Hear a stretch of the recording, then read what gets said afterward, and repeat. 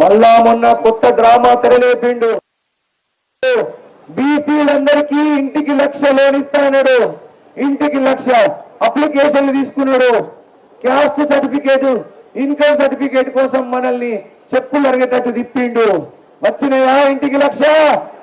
బీసీలందరికీ ఇంటికి 1,00,000 వచ్చినాయా? రాలేదు.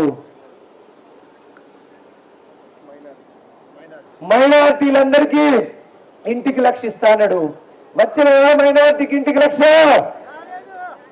మరి ఇవన్నీ జోగు రామన్న కాదు, ఆయన అబద్ధాల రామన్న గారు.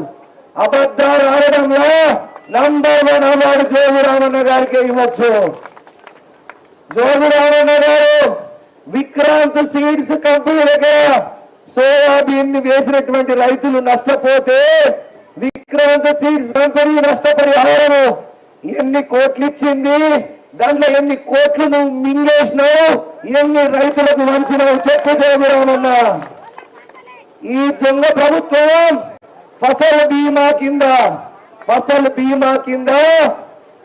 2018 ఫసల్ బీమా ప్రీమియం కట్టినటువంటి రైతులకి ఒక్కళ్ళకు కూడా నష్టపరిహారం ఇప్పియలేదు. నేను చెప్తున్నా, కాంగ్రెస్ పార్టీ ప్రభుత్వం వచ్చినాక ఫసల్ బీమా ద్వారా రైతులు కట్టి ప్రీమియం కట్టి నష్టపోయిన రైతులందరికీ నష్టపరిహారం ఇప్పించే బాధ్యత నేను తీసుకుంటా. ఇదే నా పాలన. నేను మీ అందరికి ఏం చెప్పినా, జోగు రామన్న గారు ప్రజలందరూ చర్చించుకున్నదే మీకు చెప్తున్నాం. జోగు రామన్న గారు 1,000 కోట్ల రూపాయలు ఎట్లా సంపాదించిండో, ఆయన డబ్బు ఇప్పుడు ఎలక్షన్లలో నీళ్లలాగా ఖర్చు పెడుతుంటే అర్థమవుతున్నది మనందరికీ. అంగట్లో సంతలో ఎడ్లని కొన్నట్టుగా నాయకుల్ని కొంటున్నాడట జోగు రామన్న. అవునా కాదా? జోగు రామన్న గారు, పాయల్ శంకర్ గారు ఇద్దరు కూడా ఆదివారాలలో 20 ఏళ్ల నుంచి కుమ్ముక్కు రాజకీయాలు నడుపుతున్నారు. వీళ్ళిద్దరూ ఒక్కటే, ఇద్దరు తోడు దొంగలే, ఇద్దరి ఆత్మ ఒక్కటే, శరీరాలు వేరని మీకు చెప్పిన అదే ఇప్పుడు నిజమవుతున్నది.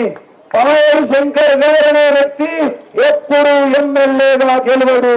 జోగు రామన్న గారి దగ్గర పైసలు తీసుకుంటాడు, ఓడిపోతాడు. ఇది ప్రజలు అంటున్నటువంటి మాట. అట్లా పాయల్ శంకర్ గారు ఎన్నిసార్లు ఓడిపోయిండు?